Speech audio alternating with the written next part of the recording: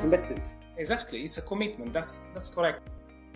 And sometimes you have to have these moments where you really hit the floor and you question yourself again. She started here as a placement, and now she's a junior sous chef. Work is important, but not as important as having a family or take care of yourself. It was mind-opening. The use of spices and cooking techniques. Nikki approached me and said, look, there's a chance to go and do Ireland AM. Chef Table Podcast by Hotel and Restaurant Times.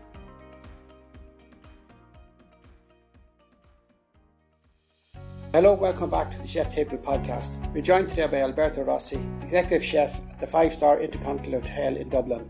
Originally from Italy, Alberto has a well-established career working in a number of restaurants around the world before settling in Dublin in 2002. He's worked in his position at the InterContinental Hotel since 2013, working with a team of 26 chefs and managing 3 kitchens. You might have seen him before cooking up a storm on the Ireland AM TV programme.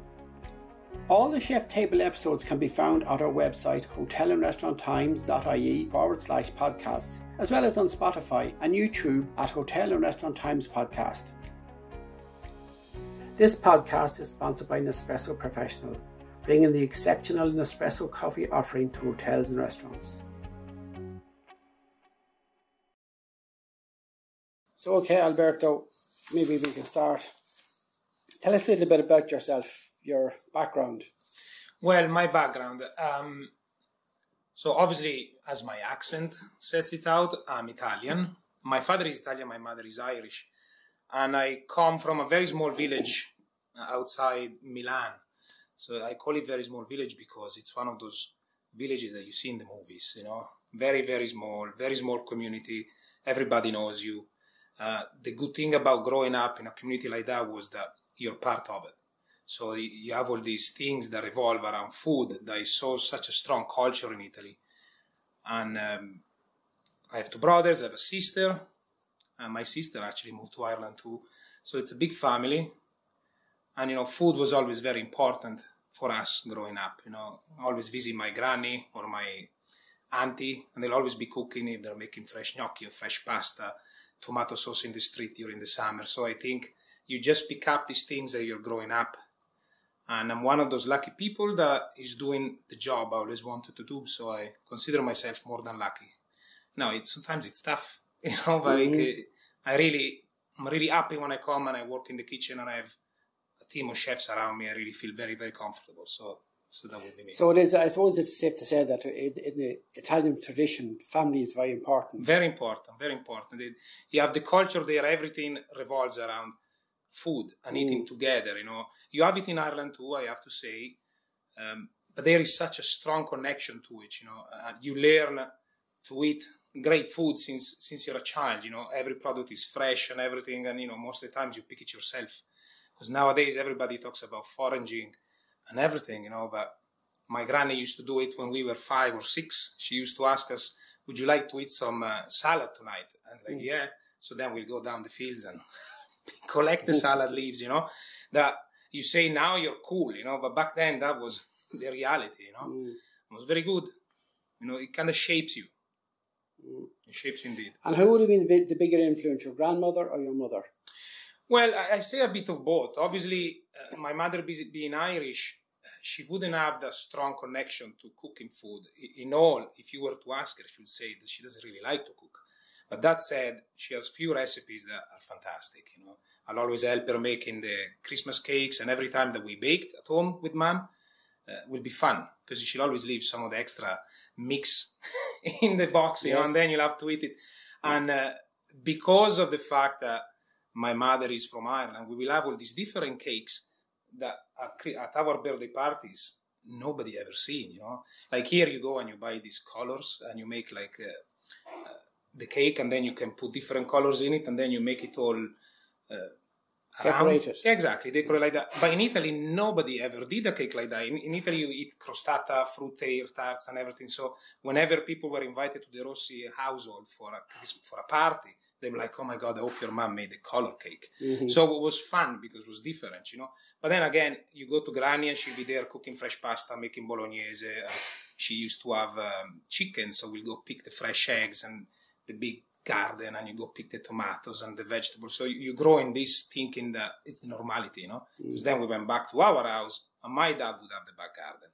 And we'll have fresh tomatoes and fresh beans and eggplants and everything. So we knew where the food was coming from, how it looked like from the plant and stuff like that. So it's that maybe nowadays it's not completely out there, for everybody to understand where the food comes from and the process of growing the vegetables, seasonality, and all that. Now everything is available 12 months a year. So in a sense, you're the best of both worlds. You had that sort of, the nurturing of the child and the love of food, and then the provenance of the food was very evident. Yeah, very. And you take it all for granted, until then you leave that reality and you come out somewhere else and you're like, oh, it's different, Yeah. Nespresso Professional brings the exceptional espresso coffee offering to hotels and restaurants that demonstrate a commitment to excellence. Nespresso coffee is made using the finest beans sourced from renowned coffee growing territories worldwide. Offering a range of coffees to satisfy discerning palates and complement dining experiences, the Nespresso Professional coffee machine delivers consistently exceptional coffee drinks, cup after cup. So when did you go to college in Italy, or what way did your career evolve? I did college in Italy. I did cooking school. Now the system is a little bit different from here in Ireland. Back in Italy, you choose, let's say, your vocation or what you would like to become when you're about 13, 14. And then you can decide if you want to go for these classical studies or you want to go to a technical school. That would be what I did. I wanted to be a chef. I knew it, and I put up a strong fight and I said I want to be a chef, and I went to the school. Now you learn how to peel potatoes, how to cut carrots. You learn a lot of things that you think they're going to be useful, but then when you're in the real kitchen, they might be a little bit less useful. So I did my studies there. I did 5 years. Because you do 3 years, you become, like they say, a certified cook. And then you do 2 more years and you get a full diploma. So it will be like a college here in Ireland. So. And during that time, did you move away from Italy, or was all your training done in Italy? All the training done in Italy. You do your first year, and then when you're 14, you do your first placement in a hotel or in a restaurant.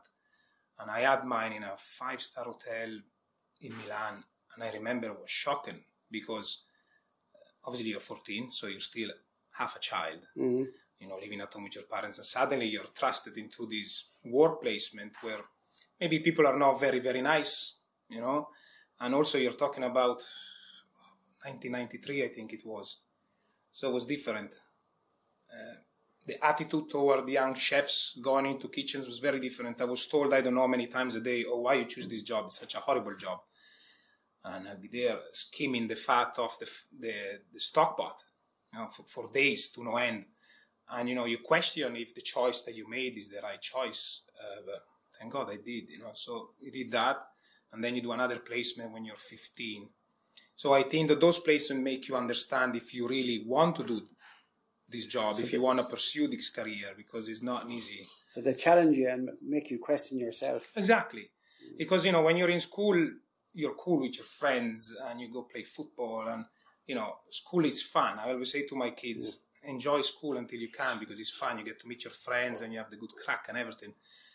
But then that is also supposed to start you in your career that you chose. So I think in a way we were lucky to do this placement early enough. And you can see it's like, oh, am I cut out for this? Not that you can see far ahead what the challenges are going to be, but, you're working evenings when your friends are out. And you're working Sunday when your friends are off. So I think early you understand that it's a commitment. Exactly, it's a commitment. That's correct. That's a perfect word. It's a commitment, and you need to understand that. It's not easy. So after there, when you got your diploma and that, where did you go there? Can you remember your first job? I did my diploma, so I was about 18, short of 19, and at that age in Italy, you have to go and do the military service that was compulsory back then. So it was very difficult to find a job, because if you find a job and they give it to you, they're supposed to hold the job for you until you come back from military service. So nobody is going to give you a contract. So you find these jobs that they give you like monthly contract. And I work for Autogrill. If anybody ever traveled in Italy on the motorway, is where you stop to put the petrol. There is Auto Grill, and they do all the fast food, but it's not like McDonald's and everything. So you have all sandwiches, pizza, and everything. So that was my first job, real job, and it was mind opening because I was working in this place that had 4 levels, and there was a pizzeria at the top, a pasta shop at the bottom. There was a grill barbecue in the second floor, and you were thrown around to all these different kinds of cooking styles, you know. So. And was very organized. So was it very intense? It was very intense because it was busy. Like we feed thousands of people every hour, and you know, in a way, you're caught into this system, and until you understand it, you're like spinning around all the times. You know, you have all these tasks to do, and you're not understanding the full picture of it. And I've always been very interested to know how something starts and finish instead of just given tasks. Obviously, I was just starting, but I was very curious, and it was monthly contract. But it was very interesting because then you could travel to other shops that they had, you know. And apart from the motorways, there was also some places in town, you know, like Piazza Duomo in Milan. You could go there, and it was like a fantastic place. So you can go there and do placements for a day or two, help around in other places. So it was good because you kind of have a look at a bit of everything, you know. So sort of an eclectic experience where you're getting different aspects of food. Exactly. And, you know, it was very interesting. And then I did my military service for a year. I traveled all around Italy with military service. And then when I finished military service, that's where, you know, you want to pick a good job.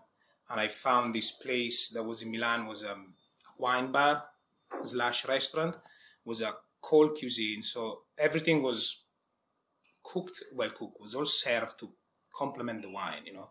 So we'll have these plates of cured meats and salads and cheeses. There was no cooking, it was only cold food.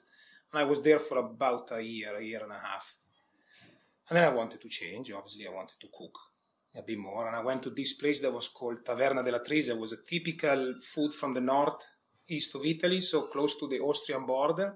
So it was all these knödels, and it was a very funny cuisine because it's Italian, but it's strongly influenced by the Austrian, hence the Germans. It was a combination. Yes, exactly. Sud Tirol is called the area because, you know, Tirol is Australia, but Sud Tirol is still in Italy. It used to be Austrian before the war, and then when the war, they divided everything, they designed new maps that became part of Italy.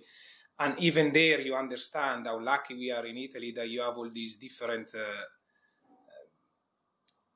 cultures that they became part of ours. You know, we embraced them, you know. And I remember only 2 people in the kitchen, myself and the head chef Maurizio, and a girl that was doing like stewarding job, you know, and also she chopped the parsley.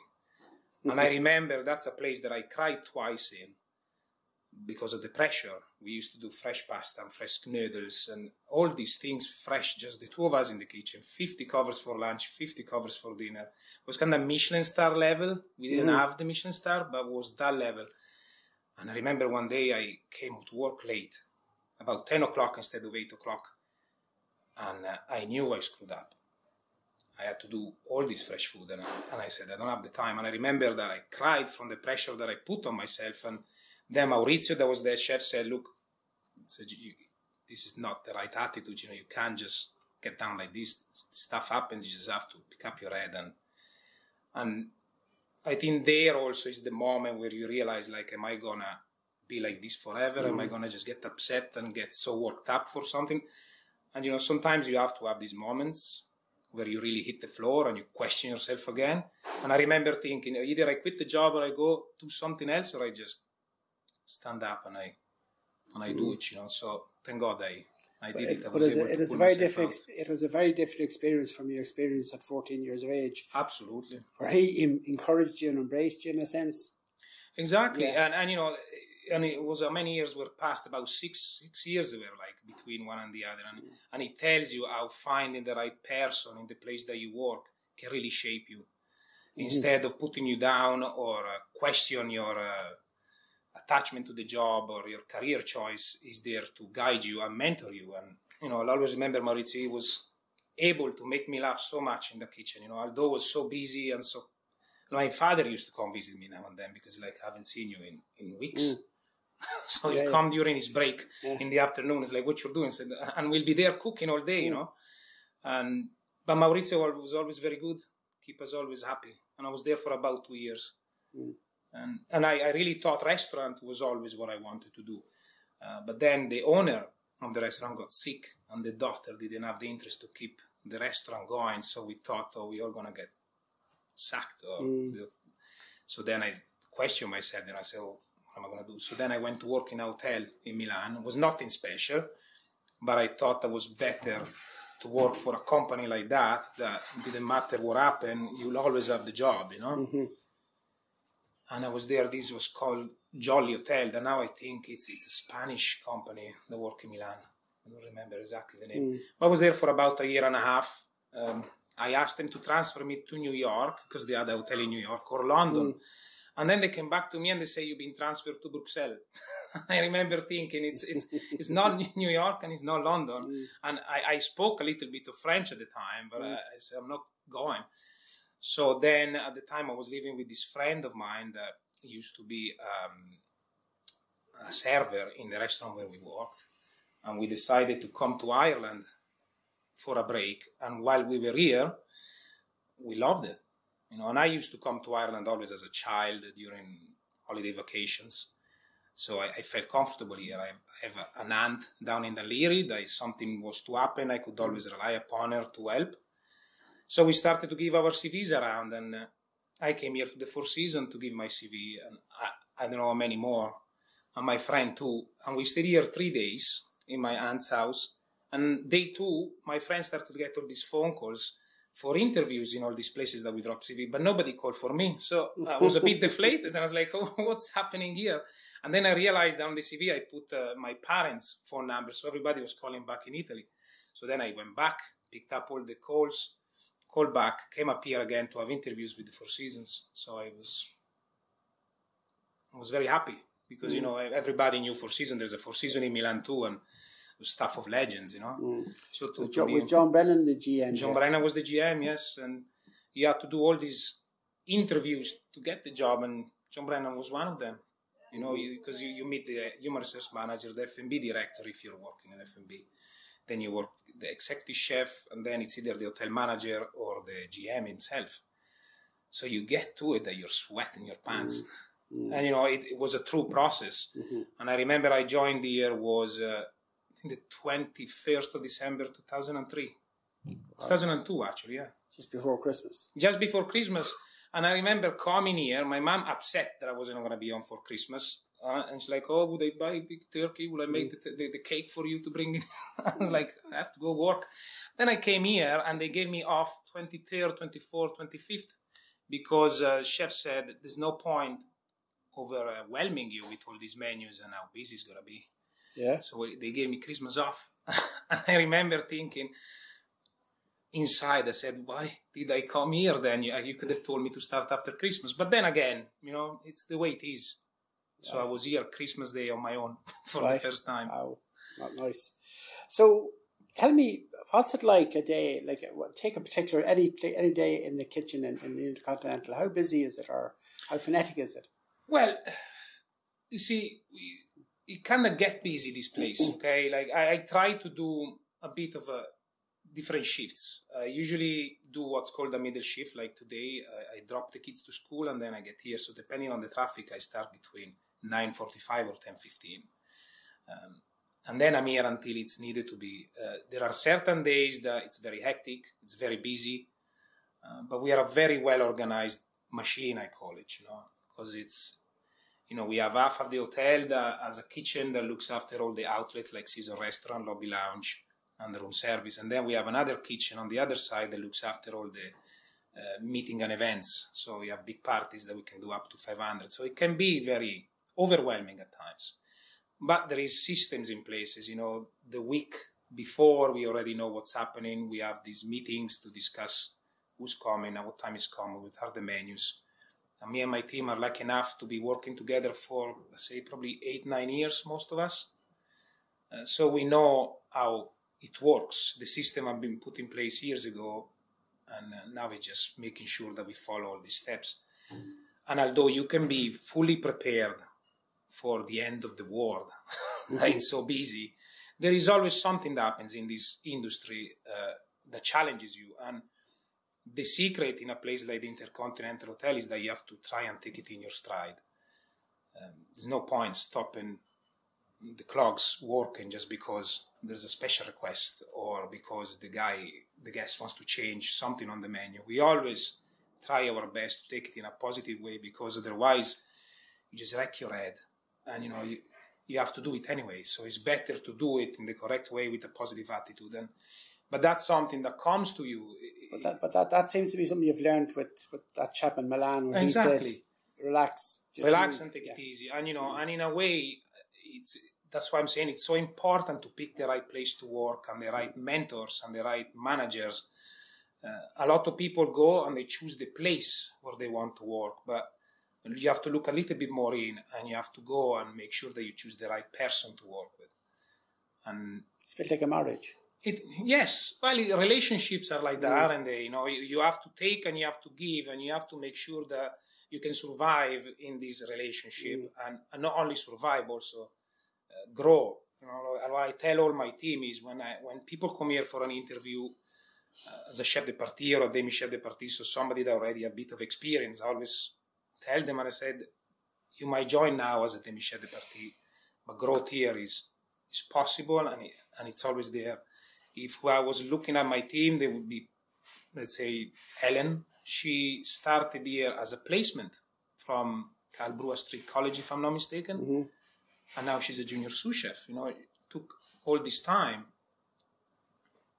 but she loves it. And I like the fact that we are capable of promoting somebody's career within the hotel. So you're here a long time, you work hard, you put your effort, but you get back something. So in a sense, you've almost, it seems like you've brought that sort of Italian culture of family into the kitchen, and you mentor and look after your team almost like family. Well, I would like to think that, I would like to think that, Cyril, I don't think it's up to me to decide if that's the case. I think that that's up to the team to say, yes, we feel looked after and we feel that we are taken care of. But I think as a executive head chef or even as a head chef, your responsibility is to look after your team.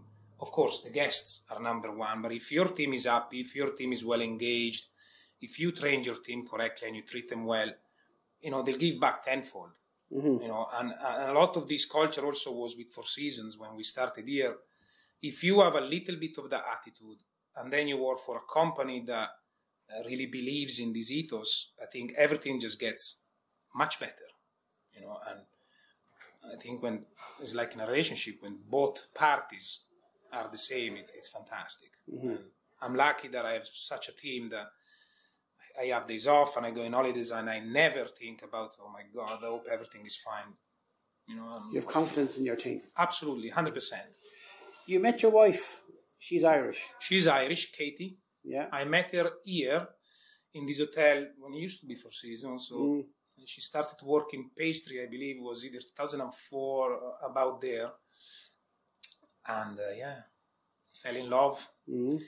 Ireland was only supposed to be a stop for 2 or 3 years, and then Australia, New Zealand, everybody had these big dreams, to do South Asia, travel the world, and instead, no. It's a bit like your father, you lost your heart. Exactly. And, that's the funny thing. When I look at it, I say, my father fell for an Irish woman called Katrina, and I fall for an Irish woman called Catherine, that's Katie, And when I look into it, I said, maybe I shouldn't look into it that much. But it's, we fell in love, and we left then for season together in 2005 and went to New Zealand. Because here was really, really busy. It was mental, those were the Celtic Tiger years.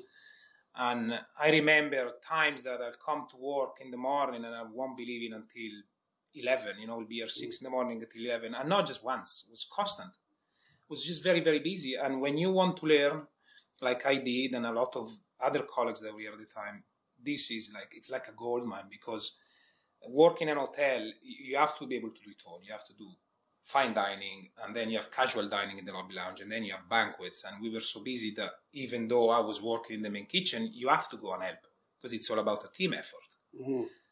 And so you're exposed to all these different styles, not of only cooking, but also organization. I always say, if you are capable of working in banquets, in a big hotel like this that does all these numbers, you're prepared for everything, because it's all about positioning yourself for success. Discussing things, planning things, talk to suppliers and everything. So I left this place after 3 years. I was prepared for everything. And when New Zealand, working out in a restaurant there, we traveled and worked at the same time. We want a little bit of a downtime. And it was a beautiful experience. Absolutely. Just very far. It's very, very far. 24 hours of flight. And if you are attached to your family like we are, we realized it was a bit too far. So after a year, we came back.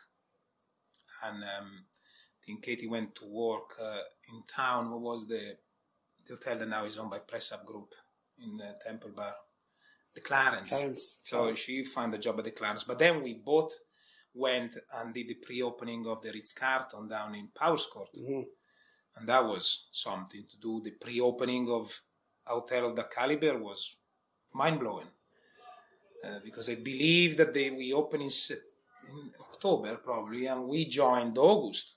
So it was 2 months of trying all the recipes, writing the recipes, cleaning the kitchen every day, because it was still a working in progress hotel. So we had dust filling every cranny and I remember cleaning every day like a lunatic. But when you do a pre-opening of a hotel, it just sets you apart from a lot of other people, because you get to open it. It's another tool in your box. Exactly, it's another tool in your box. And I spent about a year and a half there. Katie got transferred to the Shelbourne because Ritz-Carlton was a Marriott. So she got transferred to the Shelbourne, and I left and I went to open an Italian restaurant in Dunleary that was called Oliveto. But now it's in another place. And the pre-opening of the hotel gave me the tools, as you said, to then do the pre-opening of this restaurant. So I was well prepared to talk to suppliers, prepare the recipes and all this. So it's sometimes things just happens. They just happen, and they work out. It's a great skill set to have. Absolutely, absolutely. And pre-openings and openings are great. And I'll always remember, though, during the COVID period, shutting down the kitchen in this hotel. That was a brand new experience that I never had before, And in the space of 2 years, I think we did it 3 times. So... Well, I think a lot of people have that experience of closing their business down.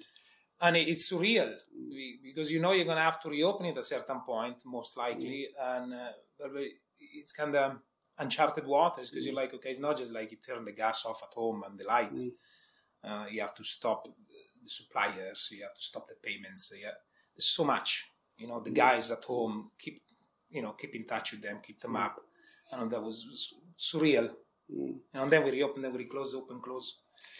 But you obviously you've embraced Ireland in a very positive way, and are very much, ensconced here. And even so much that you do a lot of TV work with TVAM. I do. It came by chance, obviously, thanks to this job that I have here. Obviously, when you work for a hotel big like this, there's PR companies involved that they always push menus and profiles and everything.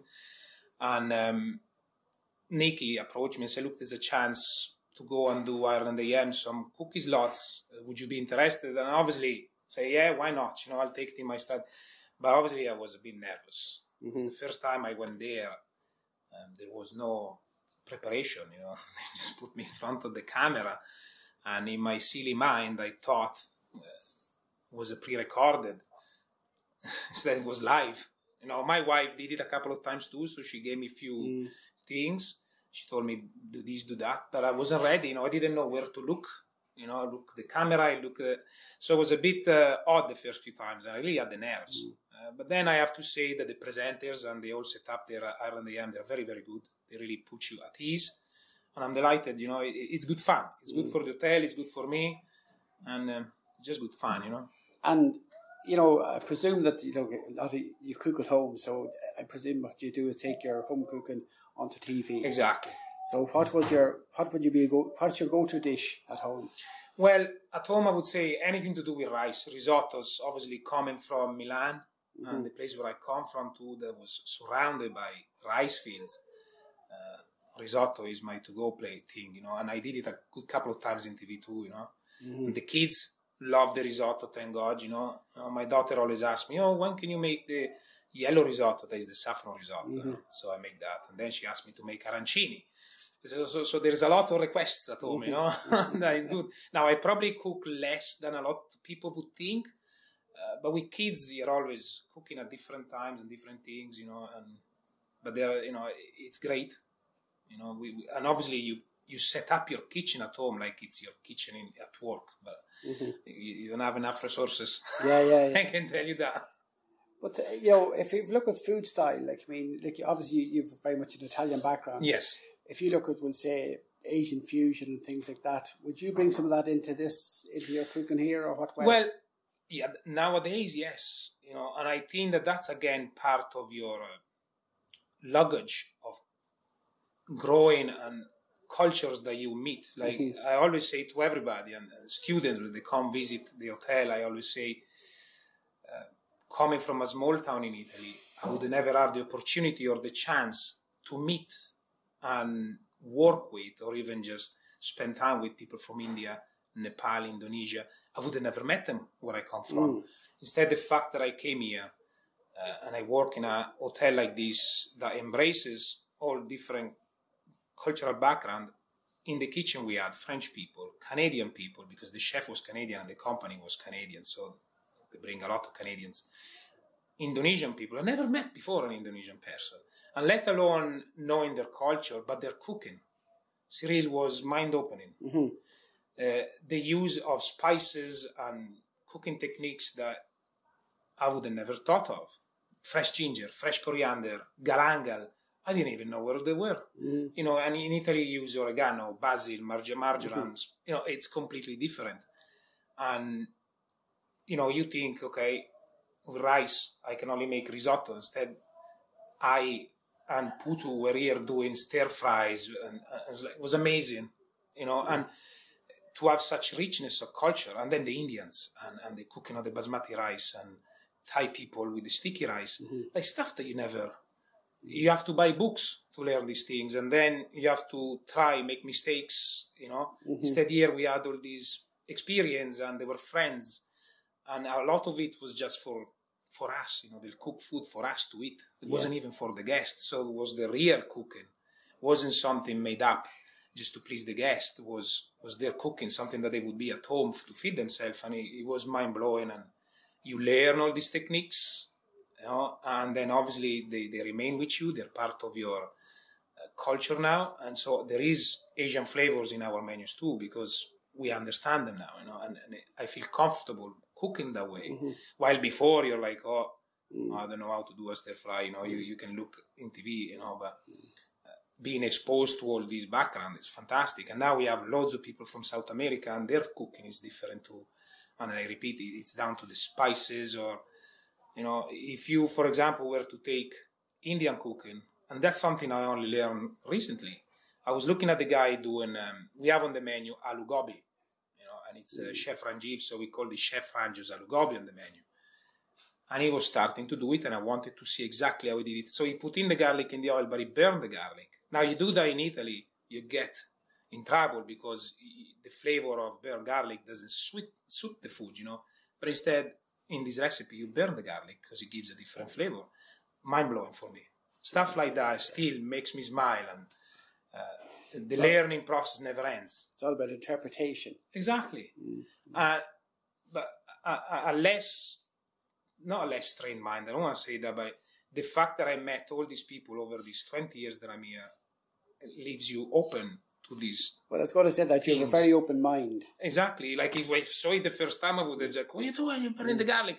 Throw the pot away, throw the garlic away, and start again. Yeah. Instead, I let it happen because I'm sure he knows what he's doing, and it is true. It's completely different. And if you don't have these experiences before, you stop yourself from learning. So you always have to have an open mind to taste everything. And in a sense, that brings an eclectic offering to your clientele. Absolutely, because I could go down the way of putting everything Italian in these restaurants, but that was never the idea or the goal. We want to have a diverse food offering. So we have seasonal restaurant that is more like contemporary Irish food. We try to use as much as local produce, or at least Irish produce. All our meat is 100% Irish. We don't want to import anything at all. And then in the lobby lounge, it will be more of a cosmopolitan food. So you have different flavors. You might have the Asian stir fries, there is some Italian, but then you have the staples, fish and chips, burgers. And then in the banquet is a bit of everything. You need to be able to cater for everybody. We get so many inquiries over in banquet. And then we do a lot of things that are just bespoke for guests. When we do these tastings, I get to meet the guest, and the guest might not want this, but they might want that. And if we can, we always accommodate the guest. At the end of the day, people come here for a reason. I want to make sure that they keep coming. So I think it's also our job to listen to the guest, see what he wants, and if we have the opportunity and the capabilities of doing it, we are always happy to do it. So when you sit down with the guest, obviously you're going to embrace their needs, but equally gently persuade them. Exactly. This won't work.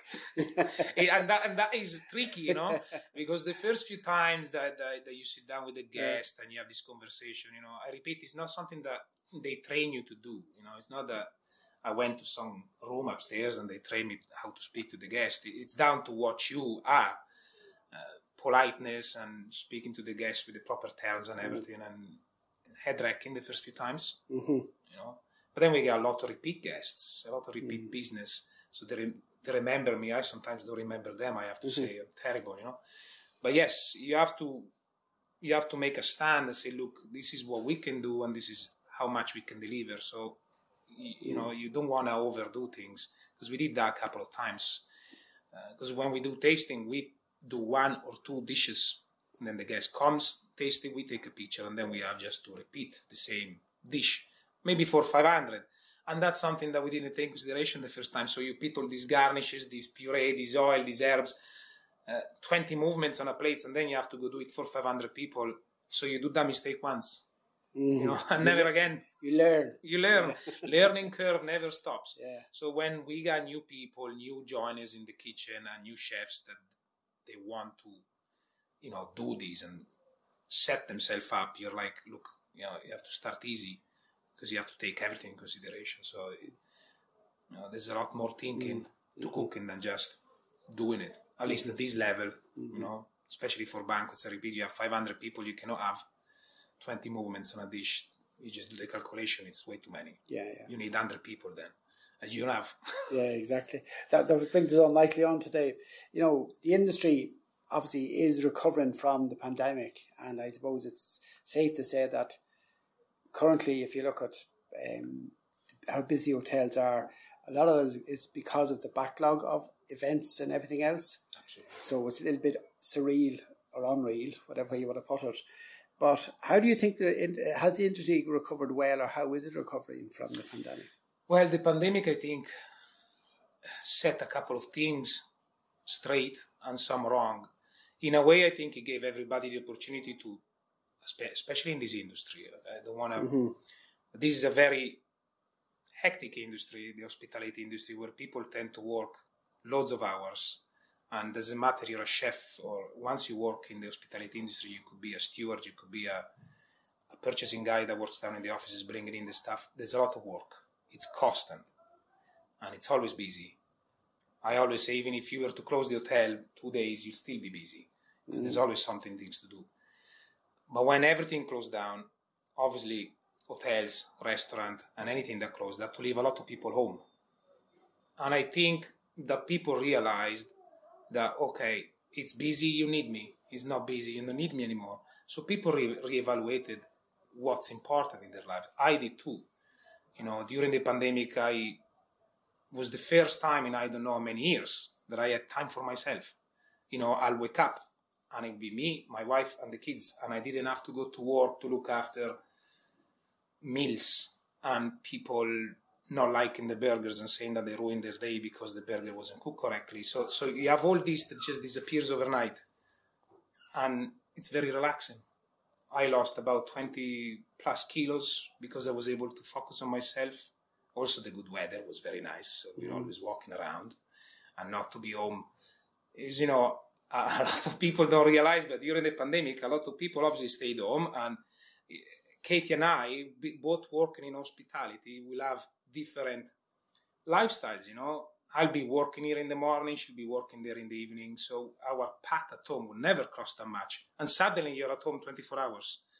And, you know, you have to reinvent how you live together, you know, because you adjusted yourself and not having another person beside you. And suddenly you get on each other's nerves because I'm watching a TV program that she's alone to watch. So there's all that, you know. I repeat, everything just changed overnight. And then you realize working like a lunatic or like a maniac ain't gonna bring you anywhere. And then a lot of people didn't come back to the industry, you know, especially if you're a foreigner and you come here and this is not your home country. You're like, hold on a second, I'm not working, I'll go back home. So a lot of people went back home. We lost about 6 or 7 chefs because they went back home and then they never came back. And I can understand that, you know. And so then when we reopen, obviously people are expected to go back from 0 hours to 1 million hours because the business needs it. And that's where people reevaluate and said, hold on a second, I'm not ready to be like before, to work till the no end of day, you know. So I understood that my team priorities changed and we tried to support them and be respectful of those. Like before, we might be pushing the staff to get maybe 6 days now and then or do extra hours, 12, 13 hours, because it's busy and you're part of this working like a pirate. Every hour possible, you gotta work. And it's almost cool to work 13, 14 hours. You know, there is all this attitude, you know, and I say the pandemic wiped that out because it's just not on. No, it's rebooted the economy, didn't it? It rebooted the whole people's thinking. Absolutely. Yeah. And in a way, hospitality industry is a bit different from the other industries, and everything that is attached to the hospitality industry is the same. That you have this constant pressure and constant. It's even difficult. The expectation is also difficult to explain. Like, for example, for a chef, while you're working, if something needs to happen, if there's a guest request or something, like everything it needs to happen in 5 minutes. So our delivery time, it's very limited. It's not that you can come and say, they would like a burger, and I say to you, come back next Tuesday or next Wednesday. No, it needs to happen now. While a lot of other industries are like, leave it there on the table, I'll look at it next Tuesday. Or you know, when I come back from my holidays, they say, for us, we don't have that. So there is this constant fast working pressure. And not to have that, sadly, it's very liberating. And at night you can watch your favorite TV program half it because you're not here sweating in the kitchen.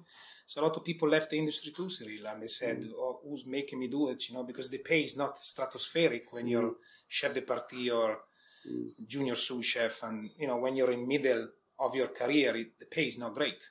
But the hours attached to it are immense. And a lot of people then make the mistakes of taking their pay per year and divide it by the hours that they work, and they'll destroy you. You know, and I think the issue with this industry and trying to get people to join is a lot of that is money and lifestyle. You know, anybody would join Google working maybe Monday to Friday, more sociable hours, proper pay, and they look after you in all the way. Instead, the hospitality industry is not like that, sadly. You know, you might come in at 6 in the morning because it's busy, and you may not have a break and work until 9 o'clock. And for a lot of many years, that was accepted and heralded. You know, it's like, oh yeah, you're the cool guy. You know, but it's not. You know, and I was part of the problem because I will work all the hours. You know, my wife will let me work all the hours until there was a limit, and she say, if you don't take tomorrow off, I'm moving back with my parents. And those are wake up calls because, like, oh my god. You know. But it's all about balance. Yes. And the industry, I think the industry has to look at that. So how do you think the industry can continue, we say, to encourage people to join the industry and pay them well and look after them? What do you see as being... We are experiencing these difficulties too now. You know, we retain a good amount of chefs from this team. I think about 17. And then we were able to add another 8 or 9, so there's about 24 or 25 of us in the kitchen. That's nothing like we used to be before. Before we used to be 31. But how you attract people, it's very also depends place to place. We try to make sure that when people come here, they're looked after. Here it's good. You can get your uniforms, get your shoes, and you get your money back. But I try to make sure to tell people that you're joining a team that's been working together for a while, where they respect each other. There is no, I'm not saying there's no screaming because I'd be lying, but there's never personal attacks. It's never personal, It's they might raise your voice so everybody can hear you, but it's fostering a culture of working together, a team effort. I always tell everybody you need to be able to help each other. You're never alone in the kitchen. There's always somebody else. Don't be putting the pressure on yourself to deliver. You can ask help. So it's about fostering and selling this team spirit. And most of the times it works. And to pay the people right, that's a very long answer to give you. But we try to make sure that we don't offer minimal pay. Because nowadays, especially in Dublin, you can't live with that. So we have I think 95% of my staff, they live alone, so they pay rent. Then you have a couple of guys that might live with their parents. So in that case, if you're 19 or 18 and you live with your parents and just the start of your career, I feel a little bit less bad to offer you the money that comes attached with the role. Because at least you're living with the parents and hopefully they'll let you pay rent, But then when you get to the point where people are paying rents and bills, you need to make sure that you're supporting them correctly also monetarily. And, you get a lot out of this career if you're doing it right, but we also need to make sure that people are paid the right amount of money. And it's not that there is a formula that you can use. And in essence, to do that, though, that would invariably mean that the price of the food being offered has to go up. Absolutely. It's a catch-22, If you look at now, people are complaining because the food costs a lot of money now compared to a year and a half ago. But I am of the idea that some of the food was a bit too cheap before. And now maybe we are paying the right prices for some of the items. And, we need to understand if we want quality, you want to pay. If you want to make sure that you eat chickens that are raised correctly, then you need to pay a little bit more than just the 2 kilo chicken that you can buy in Tesco for €2. It's also down to us. And our prices here, yes, are dear, but you get a great service and you get a great day out, and my staff gets paid correctly. And you get quality food. Absolutely. And I can stand behind that 100%. I always say people come in here at this level of service and 5-star hotel, you can't offer them the same chicken that you can buy in Lidl, let's say, with all due respect with Lidl. We try to make sure that it's free range and it's properly done. All the eggs that we use for the breakfast, free range, organic, we make sure of it. You might pay top price, but you get the top product on all Irish. Yeah. So, there is a whole thinking behind this. It's not the race to the cheapest product to try and make the most of the profit. I sometimes get in trouble because I pay the chicken too much. Right. Yeah. But, So, to maybe wrap up on that, if we look at Alberto, we've got a little bit sense of you being at home during the pandemic and how it sort of, you had to readjust and readdress the home situation. How do you relax? You do a lot of running, do you? I do running. I try to run at least 4 times a week. Sometimes I get 3. And, I do about 6-7 kilometers, depends what's happening in my head, And I either drive here to the hotel, park the hotel, and I do a loop around the beautiful houses in the 4. Yeah. Or otherwise, on the way to work, I stop in the Phoenix Park and I run at the Phoenix Park because I live in Castleknock, so it's leave the kids and I run. I prefer the park, but at least here I'm closer to work. So I try to do that. It frees my mind. And it also helps me relax my mind. You're running and your head is thinking and it solves problems. So when I come here in the kitchen, I'm relaxed, I'm worked out, and I already set up what the day is going to be. So I don't know if everybody works like that, but usually I get a clear mind if I do a nice run or I do a nice workout. And then I like playing football and watch football. And now my son is into football like a madman. So any free minute, I need to go and play football on the rebound net or on the green or anything, skate with my daughter and all that. So the kids, I have to say, they saved my life. Roller skate, is it? Skate, yeah. Yeah. And, I always say the kids saved my life because I don't remember what I used to do in my free time before the kids were born. Probably just nothing, watching TV and doing nothing. But the kids really keep you grounded, and you can have the worst day ever at work. You go home, they smile at you and everything is fixed. So they help you relax. There's something else, and it's not just work. Work is important, but not as important as having a family or take care of yourself. And I tell this stuff too, have a hobby.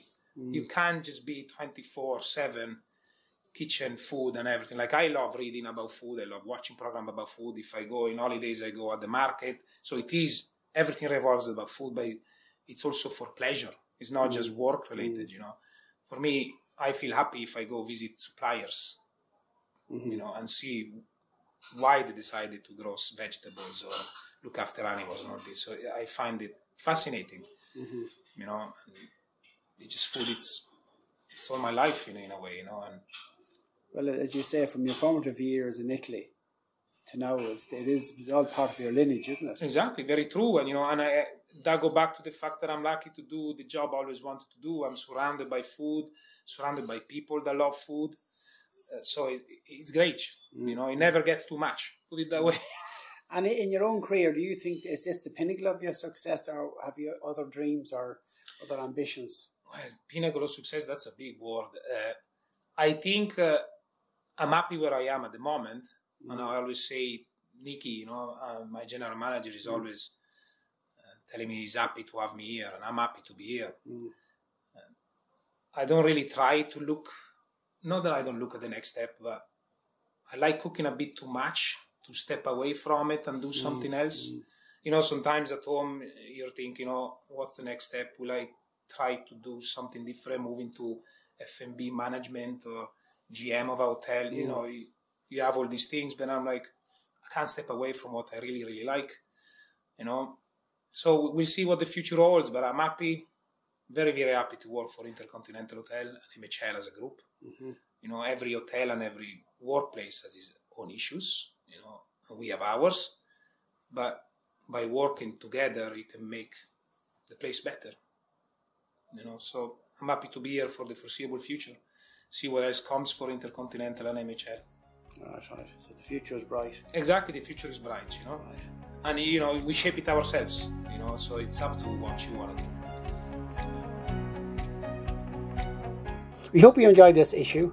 You can follow and subscribe to our channels with all our podcasts available on our website and on Spotify and YouTube. Bye for now.